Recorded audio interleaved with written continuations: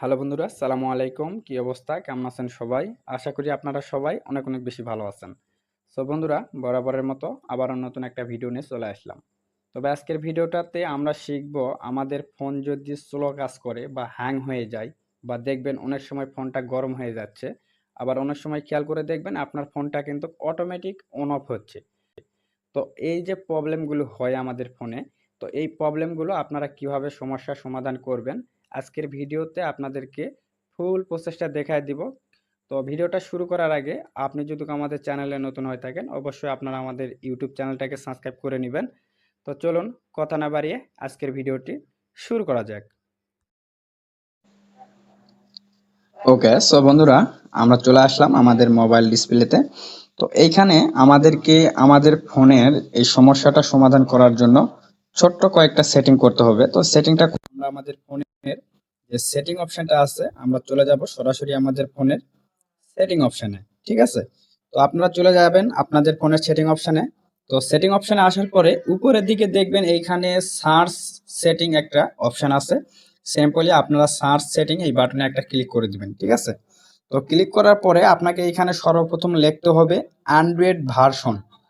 ওকে, তো Android version লেখার পরে আপনারা দেখবেন আপনাদের কিন্তু এই যে এরকম একটা সেটিং চলে আসবে অ্যান্ড্রয়েড ভার্সন। আর যদি এটা না আসে আপনারা ম্যানুয়ালি একটু খোঁজ করে বের করে নেবেন। ওকে, তো আমরা এখান থেকে আমাদের সেটিংটা ওপেন করব। ওপেন করলে আপনারা দেখতে পাবেন আপনাদের ফোনের যাবতীয় ইনফরমেশন কিন্তু এখানে দেওয়া আছে। ঠিক আছে, যেমন আপনার ফোনের নেম, আপনার ফোনের মডেল, আপনার অ্যান্ড্রয়েড ভার্সন, আপনার সিপিইউ, প্লাস এইখান থেকে র্যাম, রুম, ইন টোটাল সবকিছু আপনার ফোনের যে ইনফরমেশনগুলো আছে সেগুলো কিন্তু এইখান থেকে আপনারা দেখতে পাবেন। তো আমাদের কাজ হচ্ছে এইখান থেকে একটু নিচের দিকে আপনারা খেয়াল করে দেখবেন এইখানে আর একটা অপশন আছে, সেটা হচ্ছে বিল্ড নাম্বার। তো এই বিল্ড নাম্বার অপশনটা কিন্তু আপনাদেরকে খুঁজে বের করে নিতে হবে।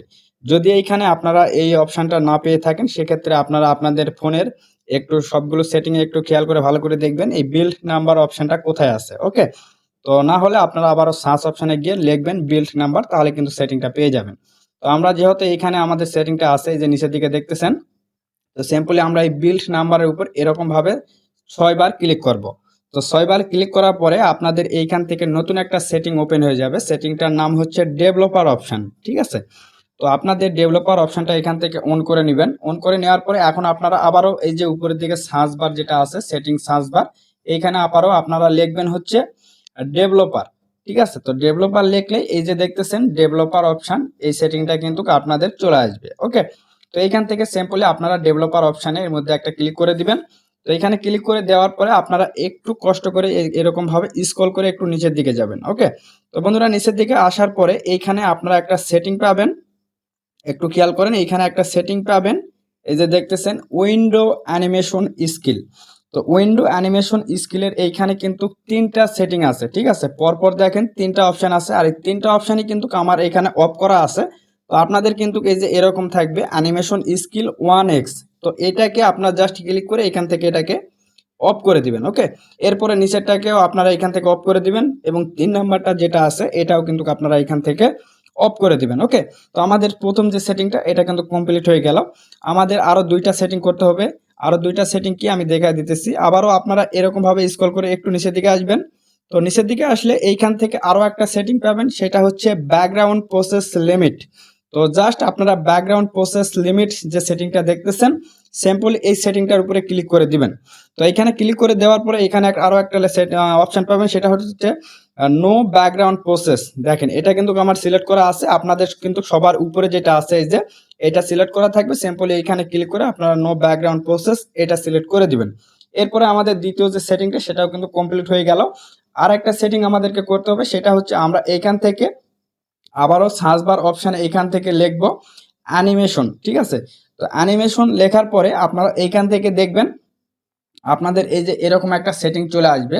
তো এই সেটিংটি আপনাদের সবার ফোনে নাও আসতে পারে, যাদের ফোনে এই সেটিংটা দেওয়া আছে আপনাদের ফোনে আসবে, আর যদি না আসে তাহলে এটা করার দরকার নাই। ঠিক আছে, আর যাদের আসবে আপনারা করে নেবেন। তো এখান থেকে দেখবেন আর একটা সেটিং আছে, সেটা হচ্ছে রিমুভ অ্যানিমেশন। জাস্ট এই যে উপরের দিকে যে সেটিংটা দেখতেছেন এইটার উপরে একটা ক্লিক করে দিবেন। তো বন্ধুরা এইখানে ক্লিক করে দেওয়ার পরে এই যে এখানে দেখতেছেন রিমুভ অ্যানিমেশন যে সেটিংটা আছে, এটা এখান থেকে সিম্পলি আপনারা হচ্ছে এটাকে অন করে দিবেন। অন করে দিলে কিন্তু আপনার এইখান থেকে যে সেটিংগুলো আছে সেটিংগুলো কাজ কিন্তু কমপ্লিট হয়ে যাবে। এরপরে এখন আপনার ফোনটাকে আপনারা একটু সুন্দরভাবে যাচাই করে দেখবেন আপনার ফোনটা কিন্তু আগের থেকে বেটার পারফরমেন্স দিবে। ওকে, একটু ফাস্ট কাজ করবে। ওকে, আশা করি বুঝতে পারছেন। আচ্ছা, এখন আসেন আপনাদের ফোন যাদের প্রচুর গরম হয় বা অনেক সময় স্লো কাজ করে বা অটোমেটিক অন অফ হয়, তো এই প্রবলেমগুলো যাদের আছে আপনাদের উদ্দেশ্যে কয়েকটা কথা বলি। প্রথম কথা হচ্ছে আপনার যে ফোনটা সেটা হচ্ছে লো কোয়ালিটি বাজেটের একটা ফোন হইতে পারে, সেটা 332 বা 464 বা 4128 এরকম বাজেটের ফোনগুলো হইতে পারে। তো এইরকম ফোনগুলোর মধ্যে আপনারা যে ভুলটা করে থাকেন, যেটার কারণে আপনার ফোনগুলো প্রচণ্ড পরিমাণে গরম বা স্লো কাজ করে বা হ্যাং হয়, সেটা হচ্ছে আপনার ফোনের ইন্টারনাল স্টোরেজ। আমি যদি আমার ফোনের ইন্টারনাল স্টোরেজটা একটু আপনাদেরকে দেখাই তাহলে আপনারা জিনিসটাকে বুঝতে পারবেন। আমরা এখান থেকে ফাইল ম্যানেজারে চলে আসলাম। ফাইল ম্যানেজারে আসার পরে এইখান থেকে আপনারা একটু খেয়াল করে দেখবেন আপনাদের ইন্টারনাল স্টোরেজ এইখান থেকে কতটুকু ফাঁকা আছে।